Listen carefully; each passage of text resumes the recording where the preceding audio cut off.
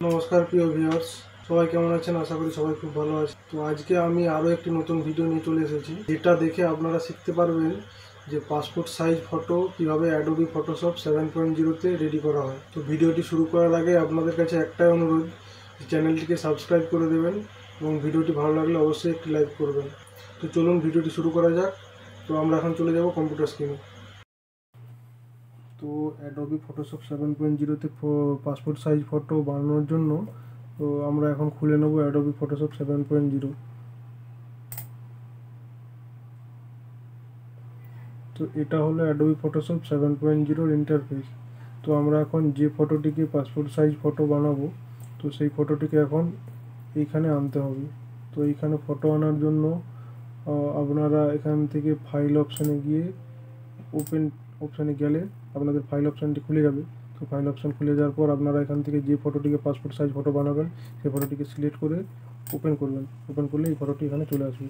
তো আরও একটি ফটো এখানে আনার অপশান আছে। তো সেই অপশানটি হলো, আপনারা এই ইন্টারফেসের উপর যেখানে হোক ডবল ক্লিক করবেন। ডবল ক্লিক করলেই ফাইল অপশানটি খুলে যাবে। তো খুলে যাওয়ার পর আপনারা যে ছবিটিকে পাসপোর্ট সাইজ ফটো বানাবেন সেটিকে ক্লিক করে ওপেন করলেই ফটোটি এখানে চলে আসবে। তো ফটোটি এখানে আসার পর ফটোটির ব্রাইটনেস যদি কম থাকে তাহলে একটু বাড়িয়ে নিতে হবে। তো এই ফটোটির এখন ব্রাইটনেসটা আমরা একটু বাড়িয়ে নেব। তো ফটোটির ব্রাইটনেস বাড়ানোর জন্য আমরা এইখানের থেকে ইমেজ থেকে সিলেক্ট করব। ইমেজ সিলেক্ট করার পর আমরা এখানে অ্যাডজাস্টমেন্ট সিলেক্ট করব। অ্যাডজাস্টমেন্ট সিলেক্ট করার পর আপনার এই ব্রাইটনেস কন্ট্রাস্ট এই অপশানটিতে খুলব। তো এই অপশানটি থেকে আমরা ব্রাইটনেসটিকে একটু বাড়িয়ে নেব আর কন্ট্রাস্টটাও একটু বাড়িয়ে নেব। তো এটি বাড়িয়ে নিলাম। বাড়িয়ে নেওয়ার পর এটিকে এখন পাসপোর্ট সাইজ মাপ দেওয়ার জন্য আমাদেরকে পাসপোর্ট সাইজে এটিকে ক্রপ করে নিতে হবে। তো ক্রপ করার জন্য আমরা এই টুল বক্স থেকে ব্যবহার করব এখান থেকে এই ক্রপ টুলটি। তো ক্রপ টুলটি এখানে খুলে গেলে ক্রপ টুলের যে অপশান সেটি এখানে খুলে যাবে এই উপরে। তো এখান থেকে আমরা যদি অন্য কিছু মাপ, এই ক্রপ করা যদি অন্য কিছু মাপ থেকে থাকে তো এটিকে এখান থেকে ক্লিয়ার করে নেবেন। ক্লিয়ার করার পর আপনারা এখানে উইডথের মাপ দেবেন 1.2 ইঞ্চ। আর হাইটের ভুল হয়ে গেল, 1.2 ইঞ্চ। হাইট দেবো 1.4 ইঞ্চ আর রেজলিউশন দেবো 300। তো এটা এখন মাপ দেওয়া হয়ে গেল আমাদের। তো মাপ দেওয়ার পর আমরা ছবিটিকে সাইজ মতো ক্রপ করব। তো ক্রপ করার পর ক্রপটিকে মাউসে করে আমরা ঠিকমতো জায়গায় বসিয়ে নেব। মাউসের দ্বারা বসিয়ে নিলাম। বসিয়ে নেওয়ার পর এখান থেকে আমরা ছবিটিকে ক্রপ করে নিলাম। তো ক্রপ করে নেওয়ার পর ছবিটি ছোট হয়ে গেল। তো এই ছবিটিকে এখন জুম ইন করার জন্য আমরা কিবোর্ড থেকে ব্যবহার করব কন্ট্রোল প্লাস। তো দেখলেন ছবিটি খুব জুম হয়ে গেল। তো জুম হওয়ার পর এই ছবিটির এখন ব্যাকগ্রাউন্ডটি যদি আমরা ব্যাকগ্রাউন্ডের কালারটি যদি আমরা চেঞ্জ করতে চাই, তো কালারটি চেঞ্জ করার জন্য আমাদের এখানে কালার বক্স থেকে আমাদেরকে কালার সিলেক্ট করে নিতে হবে। তো এখানে যে দুটি কালারের বক্স দেখতে পাচ্ছেন, এই দুটি বক্সের উপরেরটি হলো ফোরগ্রাউন্ড কালারের বক্স এবং নিচেরটি হলো ব্যাকগ্রাউন্ড কালারের বক্স। তো আমরা এখন এটির ব্যাকগ্রাউন্ডটিকে কালারটিকে চেঞ্জ করব। তাই চেঞ্জ করার জন্য আমরা ব্যবহার করব ম্যাজিক ওয়ান টুল। তো এই টুলটিকে আমরা সিলেক্ট করে নেব। তো একটা কথা মাথায় রাখবেন, ম্যাজিক ওয়ান টুল তখনই কাজ করবে যখন আপনাদের ছবির ব্যাকগ্রাউন্ডের কালার যে কোনো এক কালার হবে, হয় সাদা বা নীল বা সবুজ, যে কোনো এক কালারে যদি হয় তবেই এই ম্যাজিক ওয়ান টুল কাজ হবে, নয়তো কিন্তু কাজ হবে না। তো আমাদের এই ছবিটির ব্যাকগ্রাউন্ডটিতে সাদা আছে তাই এই ম্যাজিক ওয়ান টুলটি কাজ করবে। তো এটির কাজ আমি দেখিয়ে দিচ্ছি। তো এই টুলটি সিলেক্ট করে নেওয়ার পর মাউসটাকে ব্যাকগ্রাউন্ডে এনে আমরা শিফট সমেত মাউসটিকে ক্লিক করব। তো ক্লিক করলে দেখলেন এখানে সিলেক্ট হয়ে গেল ব্যাকগ্রাউন্ডটা। তো ব্যাকগ্রাউন্ডটি সিলেক্ট হয়ে যাওয়ার পর এখান থেকে আমরা কালার সিলেক্ট করে নেব। তো কালারটি সিলেক্ট করার জন্য এখানে ক্লিক করলে আমাদের কালারের বক্সটা খুলে যাবে এখানে। তো খুলে যাওয়ার পর আমরা এখান থেকে পছন্দ মতো একটি কালার বেছে নেব। তো আমি এখন রাখতে চাইছি এই কালারটা। তো এই কালারটি এখানে সিলেক্ট করে নেওয়ার পর এখান থেকে করে দিলাম ওকে। ওকে করার পর আমরা কালারটিকে এইখানে বসানোর জন্য কিবোর্ড থেকে ব্যবহার করব ডিলিট বাটনটি। তো ডিলিট বাটনটি প্রেস করলে দেখতে পেলেন যে ব্যাকগ্রাউন্ডের কালারটি পরিবর্তন হয়ে গেল। তো এখন এই সিলেকশনটিকে ওঠানোর জন্য আমরা কিবোর্ড থেকে ব্যবহার করব কন্ট্রোল প্লাস ডি। তো এটা প্রেস করলেই, কন্ট্রোল প্লাস ডি প্রেস করলেই সিলেকশনটি এখান থেকে চলে গেল। তো এরপর এইখান যে একটু রয়ে গেছে ব্যাকগ্রাউন্ডটা, এইটিকে রিমুভ করার জন্য আমরা ব্যবহার করব এখানে ব্রাশ টুলটি। তো আমাদের ব্রাশ টুলটি এখানে সিলেক্ট হয়ে গেলো, আর ব্রাশ টুলের সেটিংস এখানে খুলে গেল। তো ব্রাশটির সাইজটা আমরা কমিয়ে নেবো একটু।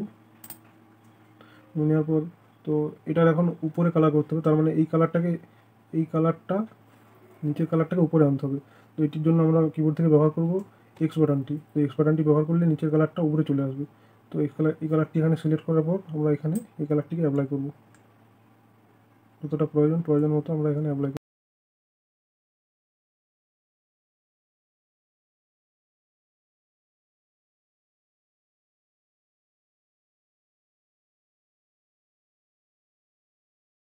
করে নিলাম যতটা প্রয়োজন ছিল।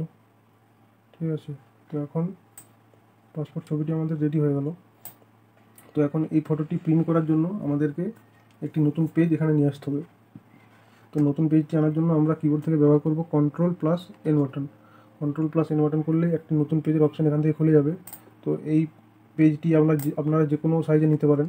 এখানে অনেক পেজের অপশানও দেওয়া আছে, 4x6, 5x7, 8x0, 8x10, A4, A3, B5, অনেক পেজের অপশান আছে। তো আমরা এখন A4 পেজটি এখান থেকে সিলেক্ট করে নেব। তো এটা হলো আমাদের A4 পেজের মাপের একটি পেজ। ঠিক আছে, তো এই ফটোটিকে এখন আমরা এখানে নিয়ে আসবো। তো এখানে নিয়ে আসার জন্য আমরা ব্যবহার করব এই মুভ টুলটি সিলেক্ট করলাম। সিলেক্ট করার পর এই ছবিটিতে একবার ক্লিক করলাম। ক্লিক করার পর এই ছবিটিতে ক্লিক করে টেনে এখানে নিয়ে এসে ছেড়ে দিলাম। তো এই ছবিটি এখানে চলে এলো।